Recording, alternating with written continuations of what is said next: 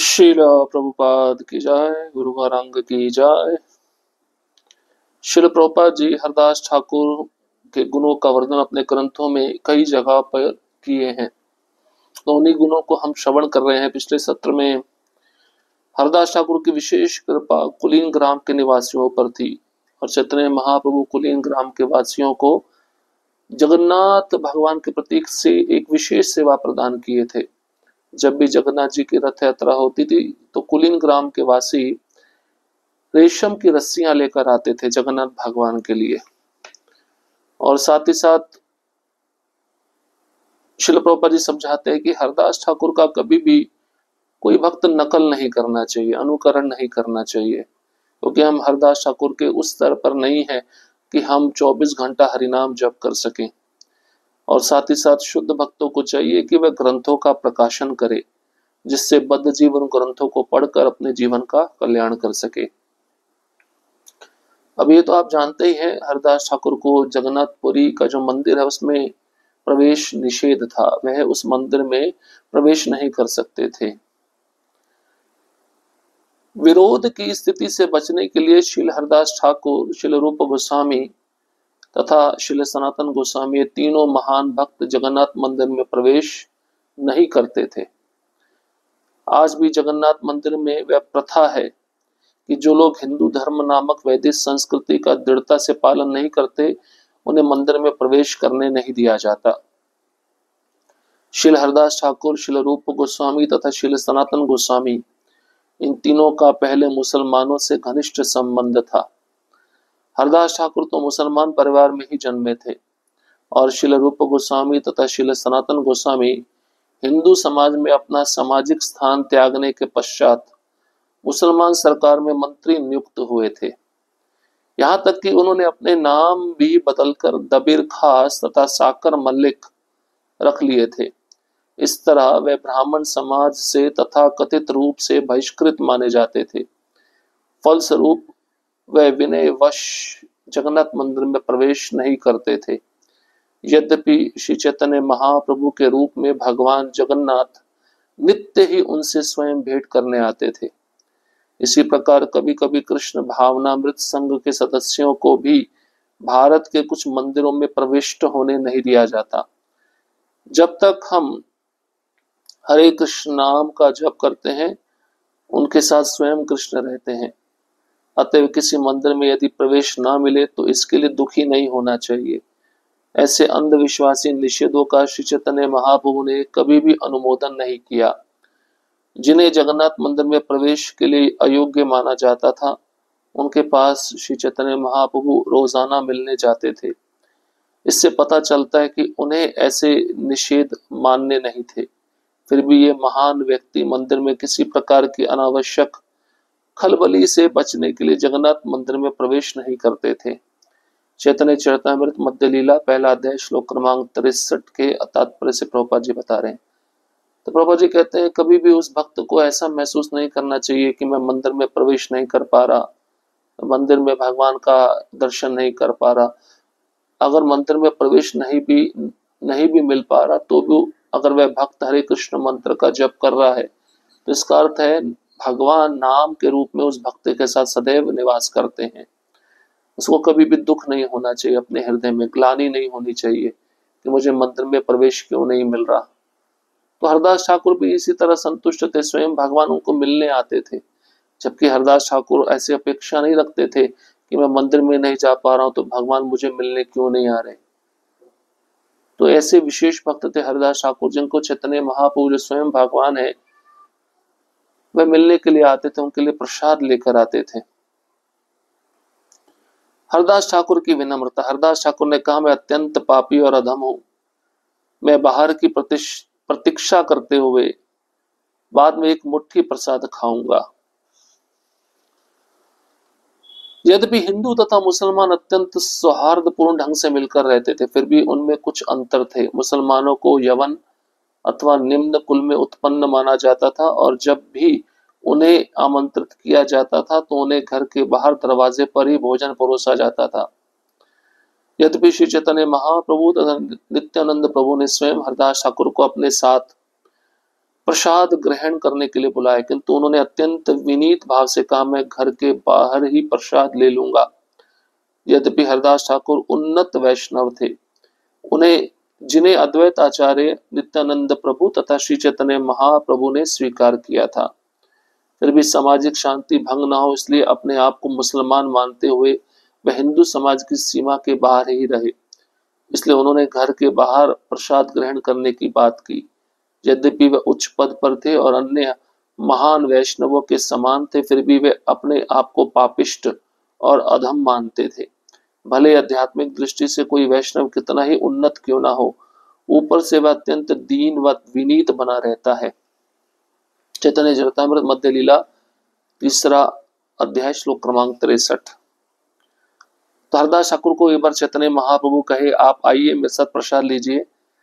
हरदास ठाकुर ने कहा, मैं अत्यंत पापी, नीच और अधम हूं, मैं बाहर ही रहूंगा, घर के आपके निवास स्थान से बाहर रहकर मैं एक मुट्ठी प्रसाद ग्रहण कर लूंगा। तो पहले के जमाने में ये प्रथा थी, जबकि हिंदू और मुसलमान दोनों सौहार्दपूर्ण ढंग से रहते थे। प्रथा क्या थी?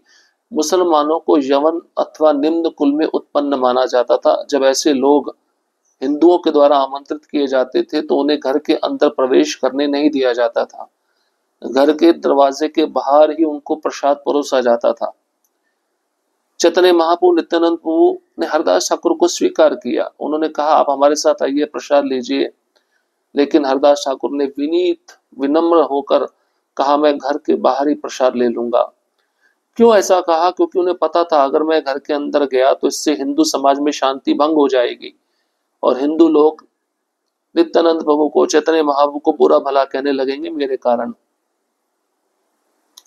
नित्यानंद प्रभु, अद्वैत आचार्य, चैतन्य महाप्रभु ने हरदास ठाकुर को स्वीकार किया था, फिर भी हिंदू समाज की शांति भंग ना हो इसलिए उन्होंने घर के बाहर जाकर प्रसाद ग्रहण करना स्वीकार्य समझा। और जो भी वैष्णव उच्च पद पे होता है वह कभी भी अपने को उच्च पद पे नहीं मानता, वह अपने को दीनहीन मानता है, विनीत बना रहता है, अपने को पापिष्ट और अधम मानता है, चाहे वह आध्यात्मिक दृष्टि से कितना भी उन्नत क्यों ना हो। सिद्ध बकुल मठ, यद्यपि श्री हरदास ठाकुर का जन्म मुसलमान परिवार में हुआ था, किंतु वे शुद्ध दीक्षित ब्राह्मण के रूप में स्वीकार किए जाते थे, इसलिए वे जगन्नाथपुरी के मंदिर में प्रवेश करने के पूर्व अधिकारी थे।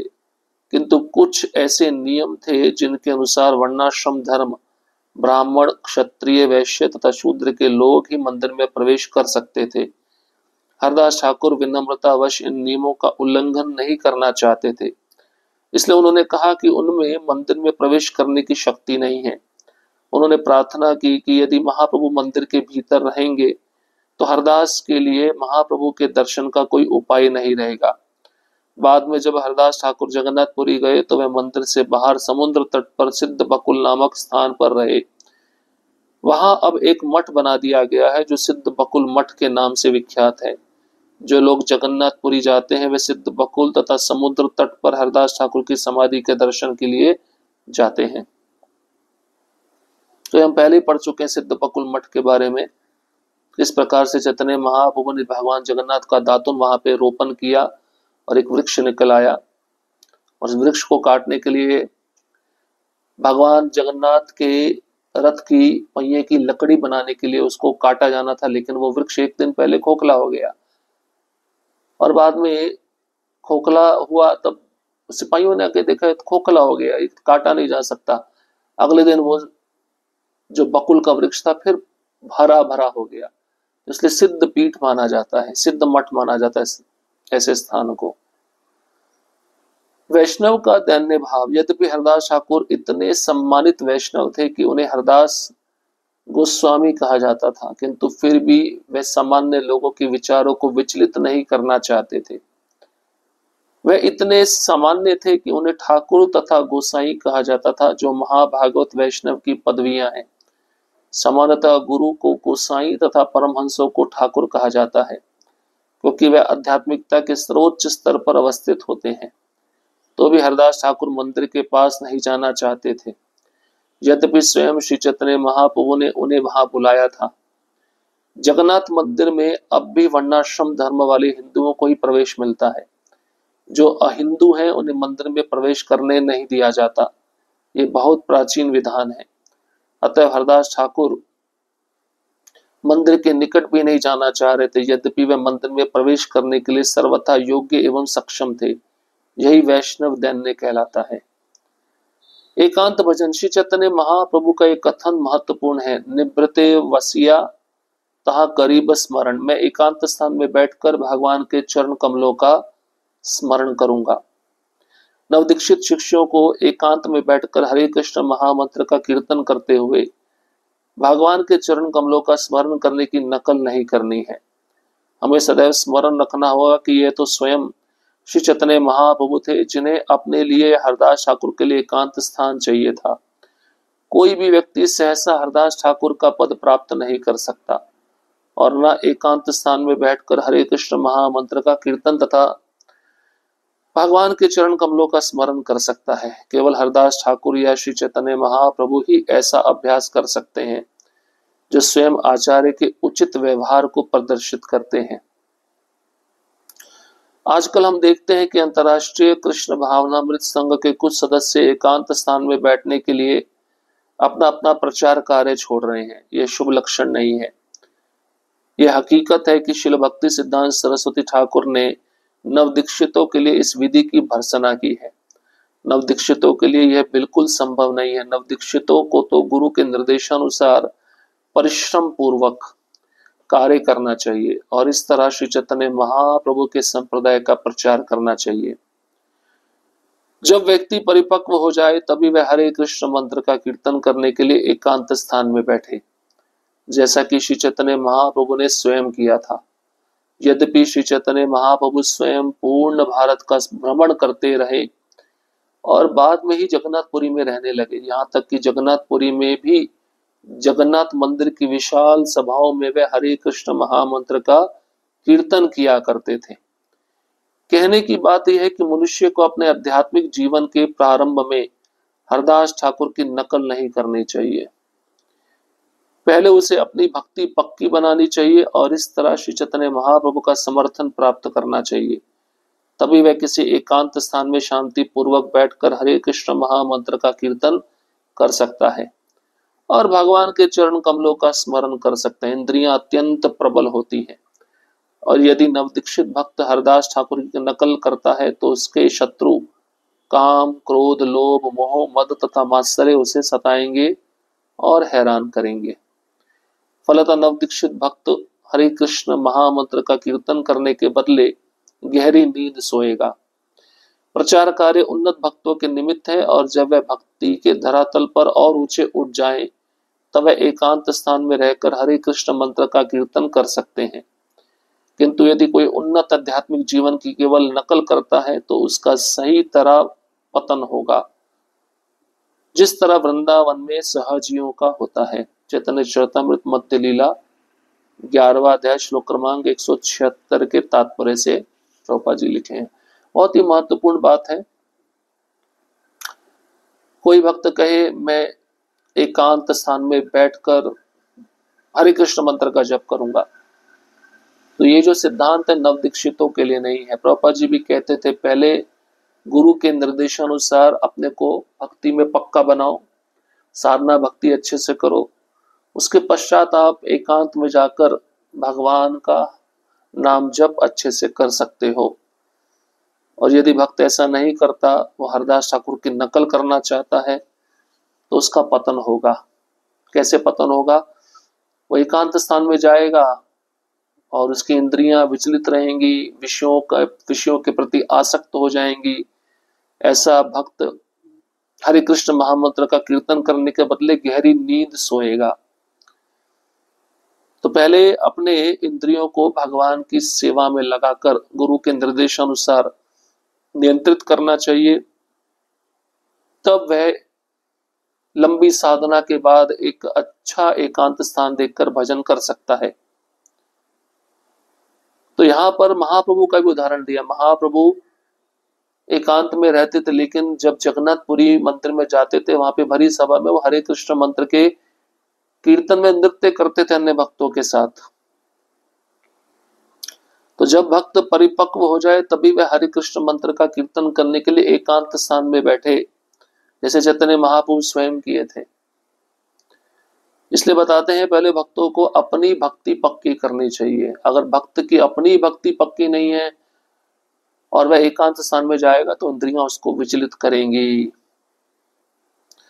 तो जो भी नवदीक्षित है, आध्यात्मिक जीवन में प्रारंभिक भक्त है, उनको हरदास ठाकुर की नकल नहीं करनी चाहिए। इस प्रकार से हम समझ सकते हैं कि इंद्रियां अत्यंत प्रबल होती हैं और इंद्रियां अगर नियंत्रण में नहीं है तो इंद्रियों को जो शत्रु हैं, काम, क्रोध, लोभ, मोह, मद, मात्सर्य, उस साधक को सताएंगे, उसको हैरान करेंगे, उसको विचलित करेंगे। इसलिए भक्तों के संग में रहकर भक्ति करनी चाहिए, प्रचार करना चाहिए। प्रचार कार्य छोड़कर कोई हरदास ठाकुर का नकल करे, एकांत स्थान में हरे कृष्ण मंत्र जप करने का प्रयास करे, तो ये उसके लिए अच्छा नहीं है। जैसे प्रभुपाद जी भी कहते थे, वर्क नाउ समाधि लेटर, अभी सेवा करो, बाद में एकांत स्थान में जाकर समाधि लेना। समाधि तभी ली जाती है जब मन नियंत्रित हो, इंद्रियां नियंत्रित हो। और मन और इंद्रियां कम नियंत्रित होंगी जब गुरु के मार्ग निर्देशानुसार वह साधक, वह शिष्य, वह नवदीक्षित सेवा करेगा लंबे समय तक, 30-35 वर्ष तक। तो बहुत सारे गुण हैं जो हरदास ठाकुर से हम सीख सकते हैं और उनका अनुकरण हर एक सिद्धांत के अनुसार नहीं करना चाहिए। कुछ अनुसरण करने योग्य बातें हैं, उसको अपने जीवन में उतारने का प्रयत्न करना चाहिए। बचे हुए जो गुण है श्रील प्रभुपाद जी जिनका वर्णन कर रहे हैं उसको हम अगले सत्र में श्रवण करेंगे। हरे कृष्ण कृष्ण कृष्ण हरे हरे, हरे राम राम राम हरे हरे। श्रील प्रभुपाद की जय, गुरु गौरांग की जय।